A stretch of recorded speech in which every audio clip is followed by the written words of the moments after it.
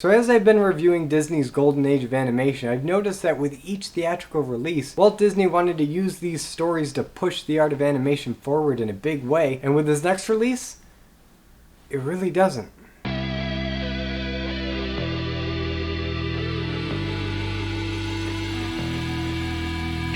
Dumbo the Great! I guess it's just Dumbo because it's not that great. So Dumbo is the fourth theatrically released animated film, and if I'm gonna level with you guys, this is the one that I like the least of the entire golden age. And I do kind of feel bad for not liking it, because the animation is nice, and it is a cute little story about self-esteem and turning what people perceive as flaws into something positive. And I do mean little story. This movie is only 64 minutes, and it is the shortest of all the golden age animation, which might have something to do with its predecessor Fantasia being the longest Disney movie at over 2 hours, and that didn't really make any money, so I guess they kind of overcorrected. And interestingly enough, you can feel the weight of Fantasia's failure throughout this entire movie, because everything in this movie is designed to just play it safe and please audiences and get butts back in the seats. Because after the failures of Fantasia and Pinocchio, the studio needed a financial win to, keep making movies. And Dumbo was a success when it came out. People loved it. People saw it multiple times. And I can kind of see why, but looking at it from today's eyes, I see Snow White and Pinocchio and Fantasia, for better or worse, take such risks with animation and storytelling, and Dumbo just feels like it's doing the bare minimum. And for a company like Disney, that's not good enough for me. But in order to really understand how I feel about Dumbo, we gotta start at the beginning. And Dumbo begins with the song Look Out for Mr. Stork as the storks are dropping off babies to various animals, with Mrs. Jumbo, Dumbo's expecting mother, eagerly awaiting a packet. And it's here where we might as well talk about the style of animation for this movie. If you look back on Snow White and Pinocchio, those both had a very distinct storybook illustrated feel. And even though the settings were ambiguous and there's a lot of magical stuff happening, it does make you feel like you're in a real place. And then you had Fantasia, which played about with pretty much every style you can imagine. Dumbo's world feels a lot more cartoony and relies heavily on visual puns and sight gags, which are a lot of fun and super creative, but it just makes the world feel a bit less real. It makes the animation feel a bit cheaper. And a perfect example of this is the stork, played by Winnie the Pooh, and the old adage of storks dropping off babies is visualized here in this character. But the cartooniness doesn't stop there. We have Dumbo's big ears, of course, but also the train itself, Casey Jr., is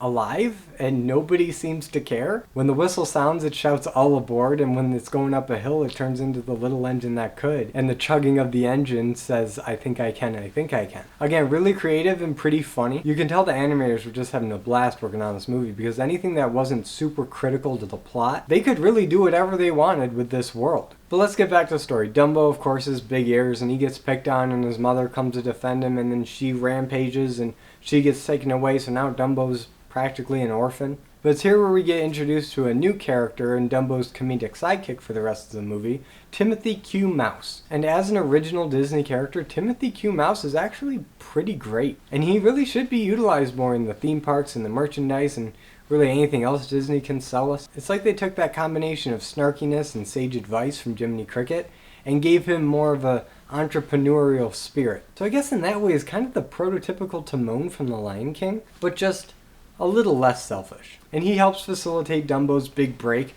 but of course that goes horribly wrong and a lot of elephants get injured. So then they go and make him a clown, dress him up, and drop him out of a 20-story burning building. So yeah, while I try to talk about the darker elements of these early Disney movies towards the end of the review, I can't really go on any further without addressing a couple things. First of all, it's no secret that at this time circuses had very little regard for the safety and well-being of their animals. And I've got to believe that either Walt Disney himself or his animators knew this and used Dumbo as a means to criticize them through the art of animation and exaggeration. But even though Dumbo does lend itself to this kind of commentary and critique, the movie is incredibly cruel to these circus animals, and some scenes, like when Dumbo's jumping out of the burning building, is honestly kind of hard to watch. And it just feels a little too on the nose and preachy for me.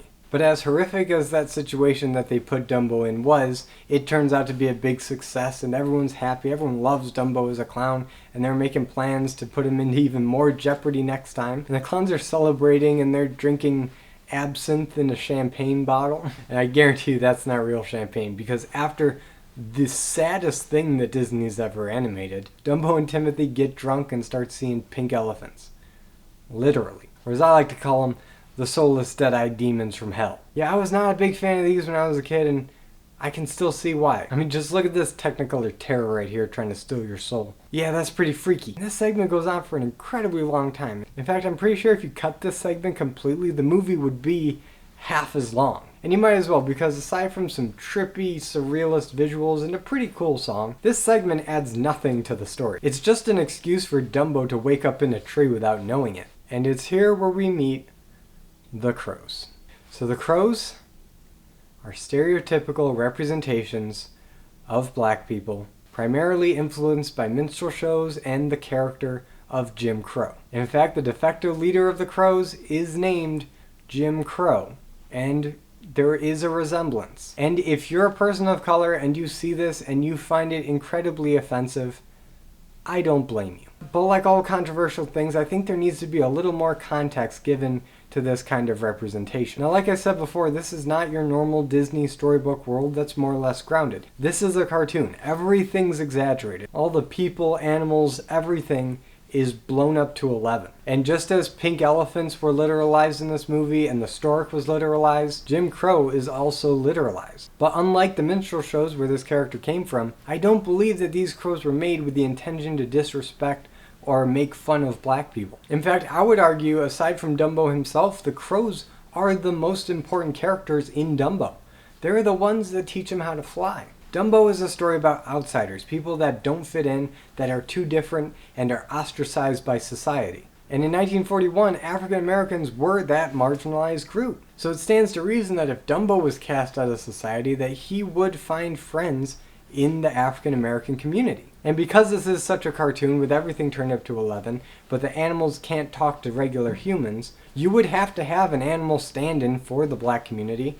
And at the time, that animal that most people associated with the black community was the crow. And I'm not saying that it's handled gracefully and with sensitivity. It is a bit uncomfortable to watch. But the one thing that I do give Dumbo credit for that I can't say about Princess and the Frog is that it actually has something to say about race and racism. From the Song of the Roustabouts in the very beginning of the movie to the crows at the end, Dumbo does call out the inequality that existed at the time through segregation. And because the moral of Dumbo is acceptance despite our differences, I think Dumbo's a lot smarter with its diversity than something like Princess and the Frog that just thinks that if you have a diverse cast, that's saying something about race. But I don't know, that's just my opinion. If you disagree with me, that's fine. But those are my thoughts on Dumbo. I have my issues with it, but really, of all the Disney Golden Age movies, there are no bad ones, really. But I do feel like Dumbo has the least to offer as far as innovative technology and animation and storytelling. And at only 64 minutes, it doesn't leave that much of an impression. Except, of course, for the pink elephant scene. You're never going to forget that. But now I turn it over to you guys. What did you think about Dumbo?